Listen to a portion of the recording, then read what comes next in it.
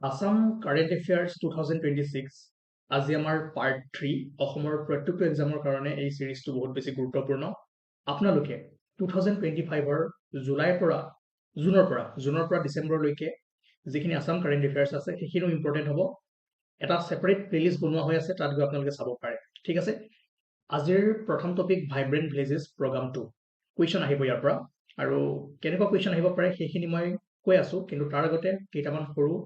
Information লৈ থওক minister Amit Shah ডাঙৰীয়া অসমলৈ আহিছিলে আৰু অসমৰ কাছাৰ ডিষ্ট্ৰিক্টৰ নাথানপুৰ ভিলেজ গাঁওখনৰ নাম মনত ৰাখিব ঠিক আছে ইয়াৰ পৰাই ভাইব্ৰেণ্ট ভিলেজেছ প্ৰগ্ৰামটোৰ আৰম্ভণি কৰি থৈ গৈছে ঠিক আছে এতিয়া আপোনালোকক কেতিয়াবা সুধিব পাৰে যে ভাইব্ৰেণ্ট ভিলেজ প্ৰগ্ৰাম ইয়াৰ মূল উদ্দেশ্য কি বা এইটো প্ৰথম ফেজ 1টো কেতিয়া লঞ্চ কৰা হৈছিলে মনত ৰাখিব যে vibrant village programme 1 launch in 2023 আৰু অৰিজিনেলি যদি চাই তাৰ উদ্দেশ্য আছিলে যে চাইনা বৰ্ডাৰত যিবোৰ ভিলেজেছ আছে যিবোৰ গাঁও আছে তাক ডেভেলপ কৰা কিন্তু ভাইব্ৰেণ্ট ভিলেজ প্ৰগ্ৰাম 2ত ইয়াৰ স্কোপটো অলপমান এক্সপাণ্ড কৰা হৈছে চাইনা বৰ্ডাৰৰ লগতে পাকিস্তান নেপাল বাংলাদেশ ভূটান আৰু ম্যানমাৰ বৰ্ডাৰৰ লগত যিবোৰ গাঁও আছে যিবোৰ ভিলেজেছ আছে সেইবোৰ ডেভেলপ কৰা ঠিক আছে মেইন অবজেক্টিভসমূহ কি হয় ইয়াতে ভালদৰে লিখা হৈ আছে এইখিনি পঢ়ক ইয়াৰ পৰা কুৱেশ্যন বনিব পাৰে ঠিক আছে তাৰপাছত কুৱেশ্যনটো চাওক কেনেকৈ সুধিব পাৰে যিহেতু নাথানপুৰ এই জিলাখন বা এই গাঁওখন নিউজত আছে কেনেকৈ সুধিব যে Nathanpur village is located in which district of Assam ঠিক আছে এইটো কৰক তাৰপিছত কি লিখা আছে vibrant villages programme mainly focuses on villages located along এই কুৱেশ্যনটো সুধিব পাৰে ইয়াত যিখিনি বস্তু লিখা হৈ আছে ঠিক আছে এনেকৈ দুটা ষ্টেটমেণ্ট দি দিব পাৰে বা কেতিয়াবা সুধিব পাৰে Nathanpur village recently in the news ঠিক আছে কোনখন ষ্টেটত আছে কোনখন ডিষ্ট্ৰিক্টত আছে হ'ব গতিকে মই দুটা কুৱেশ্যন বনাই থৈ দিছোঁ এই দুটা কুৱেশ্যন কৰক আৰু যেতিয়া আমি প্ৰেক্টিচ কুৱেশ্যন ছেশ্যন কৰিম তেতিয়া আৰু আমি ভাল ভাল কুৱেশ্যন কৰিবলৈ ট্ৰাই কৰিম হ'ব তাৰপাছত 200 years of Yandabo treaty 24 February 1826ত ইয়াণ্ডাবু ট্ৰিটি চাইন কৰা হৈছিলে which ended the first Anglo-Burmese war and resulted in the transfer of Assam to the British East India Company আৰু এইখন আসাম হিষ্ট্ৰীত যদি চাই তেনেহ'লে ইম্পৰ্টেণ্ট ট্ৰিটি আছিলে যাৰ পাছতে ব্ৰিটিছে আমাৰ অসমত সোমাই গৈছিলে আৰু লাহে লাহে শাসনভাৰ গ্ৰহণ কৰিছিলে ঠিক আছে আৰু এটা বস্তু মনত ৰাখিব যে এই ট্ৰিটিখন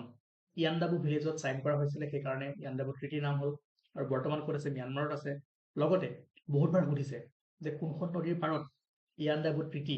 চাইন কৰা হৈছিলে বা কোনখন নদীৰ পাৰত ইয়াণ্ডাবু ভিলেজখন আছে ইৰাৱাডি ৰিভাৰ ঠিক আছে বহুতবাৰ সুধিছে মনত ৰাখিব আৰু মেজৰ যিখিনি প্ৰভিজন আছিলে ট্ৰিটিখনৰ তাৰ ইয়াৰ পৰাতো বহুত কুৱেশ্যন সুধি থাকে ঠিক আছে চ' এইখিনি পঢ়ক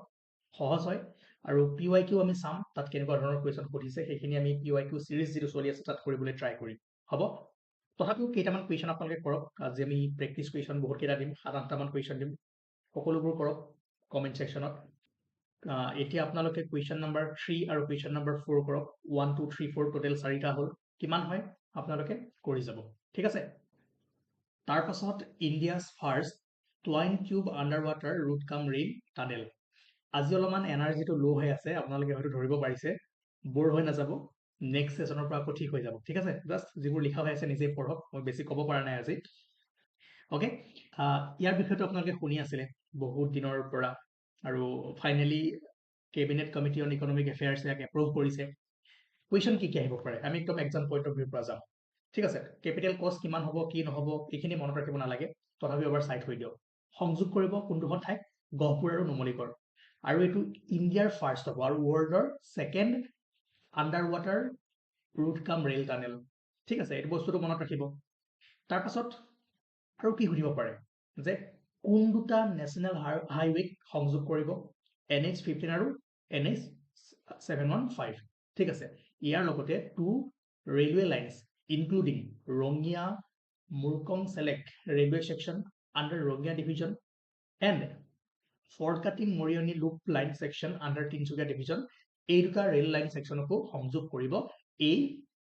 টানেলটোৱে ঠিক আছে গতিকে ইয়াত যিখিনি পইণ্ট মই হাইলাইট কৰি থৈ দিছোঁ বহুত বেছি ইম্পৰ্টেণ্ট কুৱেশ্যন সুধিলে ইয়াৰ পৰাই সুধিব হ'ব আৰু এটা কুৱেশ্যন মই দি থৈছোঁ এইটো ইম্পৰ্টেণ্ট নহয় এইটো নাচালেও চলি যাব তথাপিও যদি পাৰে এইটো কৰক কুৱেশ্যন নম্বৰ 5 তাৰ পাছত এইটো ইম্পৰ্টেণ্ট হয় Assam State Film Awards for the years 2020 and 2021. 2020 আৰু 2021 কাৰণে এই এৱাৰ্ড প্ৰদান কৰা হৈছে 40টা কেটেগৰীত প্ৰদান কৰা হৈছে কিন্তু সকলোবোৰ মনত ৰাখিব নালাগে যিখিনি ইম্পৰ্টেণ্ট মই ইয়াত দি থৈছো 2020 বেষ্ট ফিল্ম মনত ৰাখিব যে বেলকনিত ভগৱান has won the prestigious Rupkonwar Jyotiprasad Agarwala award for best film for 2020 আৰু শব্দ নিশব্দ কোলাহল ৰূপকোঁৱৰ জ্যোতিপ্ৰসাদ আগৰৱালা এৱাৰ্ড লাভ কৰিছে for the year 2021 খেলিমেলি নকৰিব 2020 বেষ্ট ফিল্ম লাভ কৰিছে বেলকনিত ভগৱান 2021 শব্দ নিশব্দ কোলাহল ঠিক আছে আৰু best film Rupkonwar Jyotiprasad Agarwala award হিচাপে প্ৰদান কৰা হয় তেনেকৈ in the short film category ঠিক আছে শৰ্ট ফিল্ম কেটেগৰীত নিপ বৰুৱা এৱাৰ্ড প্ৰদান কৰা হয় এটা মনত ৰাখিব ঠিক আছে so Kumu by Akash Bhagawati receive the Nip Barua award for 2020 আৰু Shagun by Utpal Borpujari secure the award for 2021 2021 কাৰণে শগুন 2020 কাৰণে কুমু ঠিক আছে এইটো হ'ল আপোনাৰ শৰ্ট ফিল্ম কেটেগৰী তেনেকৈ ডকুমেণ্টাৰী কেটেগৰীত দিয়া হয় নৰেন বৰুৱা এৱাৰ্ড হ'ব 2020 স্ক্ৰিমিং বাটাৰফ্লাই বাই আইনি বৰুৱাই লাভ কৰিছে আৰু 2021 ব্ৰেকিং দ্য সাইলেন্স বাই পাৰ্থজিৎ বৰুৱা হ'ব সো এইখিনি মনত ৰাখক আপোনালোকে বাকি আৰু যদি সৰু সৰু কিবা কুৱেশ্যন বনিব পাৰে তেনেহ'লে এমচিকিউ যেতিয়া সেশন আহিব তাত মই দিবলৈ ট্ৰাই কৰিম হ'ব ইম্পৰ্টেণ্ট সেইটো আপোনালোকে ইয়াৰ পৰা কুৱেশ্যন ডাইৰেক্ট এটা কুৱেশ্যনে সুধিব যে আপোনালোকে নিশ্চয় জানে recently prime minister Narendra Modi inaugurated the north east first emergency landing facility at Moran is developed on which national highway ইয়াৰ এনসাৰটো আপোনালোকে কমেন্ট সেকশনত কমেন্ট কৰি জনাওক ঠিক আছে আৰু এই ইমাৰ্জেঞ্চি লেণ্ডিং যেটো কি হয় নৰ্থ ইষ্টৰ ফাৰ্ষ্ট হয় এটো মনত ৰাখিব এই ফেসিলিটিটো আৰু ইয়াৰ যিখিনি অবজেক্ট মানে ফিচাৰ্স খিনি কি আছে কি হয় ধুনিয়াকে চাৰিটা পইণ্ট ইয়াত দিয়া হৈ আছে এইখিনি আপোনালোকে নিজেও পঢ়ি ল'ব পাৰিব মনত ৰাখক ডাইৰেক্ট কুৱেশ্যন সুধিব ঠিক আছে মই আগবাঢ়িব পাৰো ওকে তাৰপাছত এই কুৱেশ্যনটো এটো কুৱেশ্যন নম্বৰ 6 তেনেকৈ পিয়লি বৰুৱা মই এটা এসাইনমেন্ট দিছো 27 ফেব্ৰুৱাৰী এটো 26 ফেব্ৰুৱাৰীত আছিলে আপোনাৰ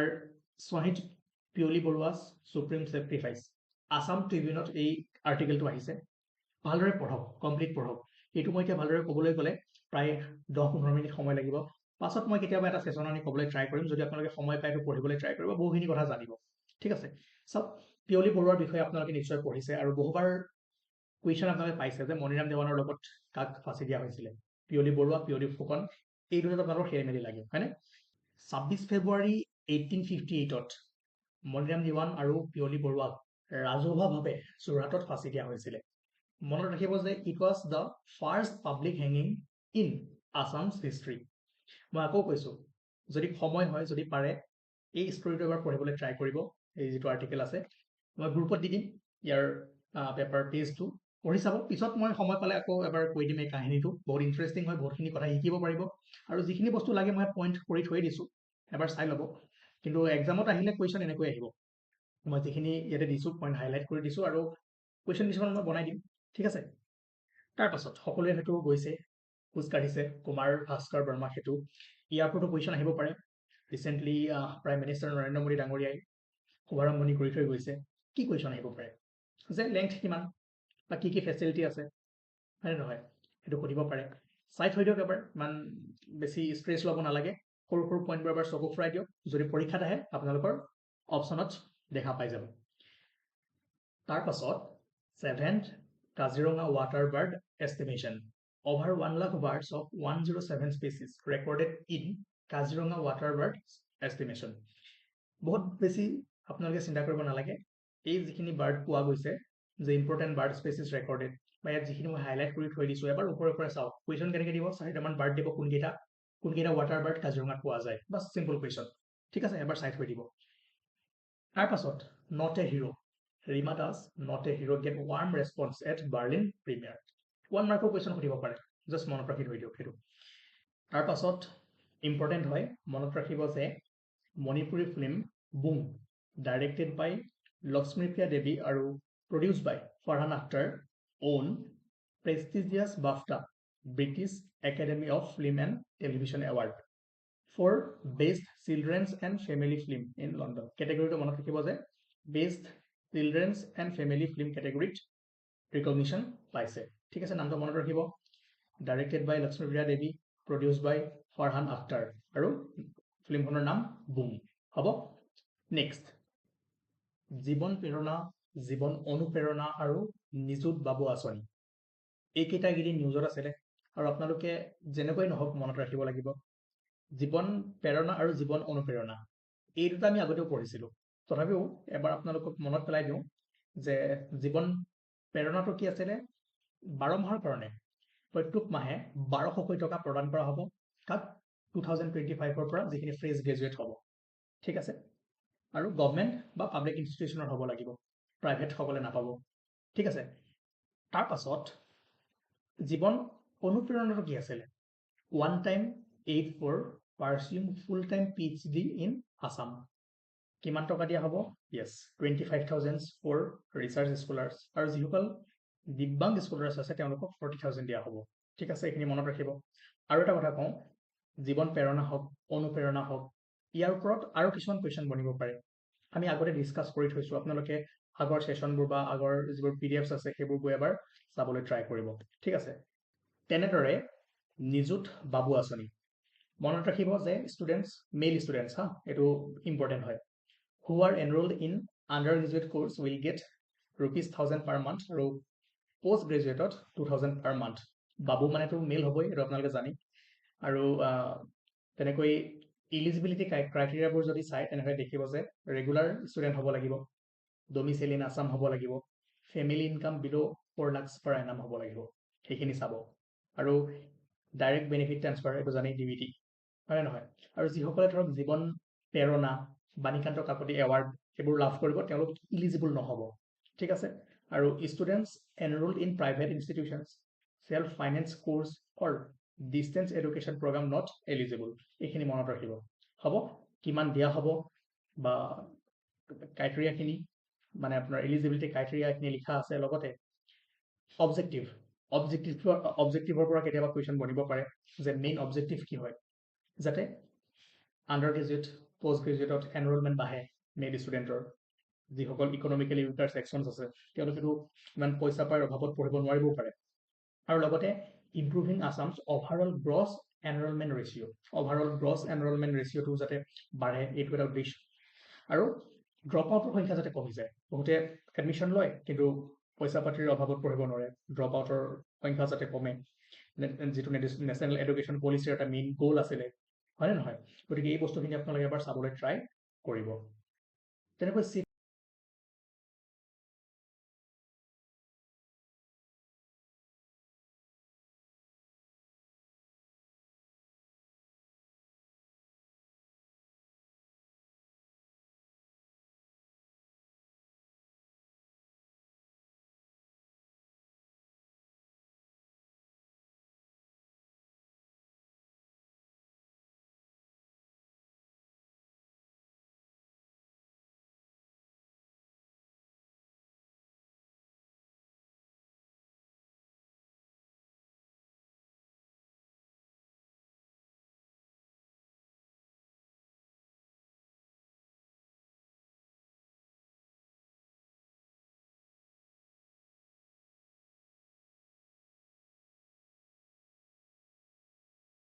Riyan Parag named Rajasthan Royals captain for IPL 2026, অসমৰ কাৰণে এটা ভাল খবৰ, 2026ত যি IPL হ'বলৈ গৈ আছে তাৰে ৰাজস্থান ৰয়েলছ টীমৰ কেপ্টেইন হিচাপে ৰিয়ান পৰাগক চিলেক্ট কৰা হৈছে, গতিকে আপোনালোকে মনত ৰাখিব, সুধি দিব পাৰে যে কোনটো টীমত ৰিয়ান পৰাগ খেলে, কেপ্টেইন কোনটো টীমৰ হয়নে নহয়, এবাৰ চাই থৈ দিব। আৰু আছিলে কিছুমান টপিক, কিন্তু আজি আমাৰ নহ'বগৈ, নেক্সট আৰু এটা ছেশ্যনত আমি পঢ়িবলৈ ট্ৰাই কৰিম। ফেব্ৰুৱাৰী মাহত যিমানখিনি ইম্পৰ্টেণ্ট আছে 50%টো হৈ গৈছে, আৰু 50% আছে সেইখিনি দিবলৈ চেষ্টা কৰিম, বাকী পাৰ্ট 2 পাৰ্ট 1 জানুৱাৰী ফেব্ৰুৱাৰী এইখিনিতো আমি কৰিছোৱেই। ফ'ল' কৰিব KSGS আছাম, আৰু যদি কিবা ডাউট থাকে কণ্টেক্ট কৰিব, কণ্টেক্ট নাম্বাৰ মই কমেণ্ট ছেকশ্যনত দি দিম। আৰু এই ছেশ্যনটো, এই চিৰিজটো, এই কাৰেণ্ট এফেয়াৰ্ছ চিৰিজটো অসমৰ যিকোনো এক্সামৰ কাৰণে গুৰুত্বপূৰ্ণ, আপোনালোকে ইয়াত একদম যিবোৰ ইম্পৰ্টেণ্ট পইণ্টছ আছে সেইবোৰ আপোনালোকে পাবলৈ সক্ষম হ'ব, আৰু ভালদৰে পঢ়ক, পৰীক্ষাত ইয়াৰ পৰা বহুখিনি কুৱেশ্যন পাব, ঠিক আছে, থেংক ইউ।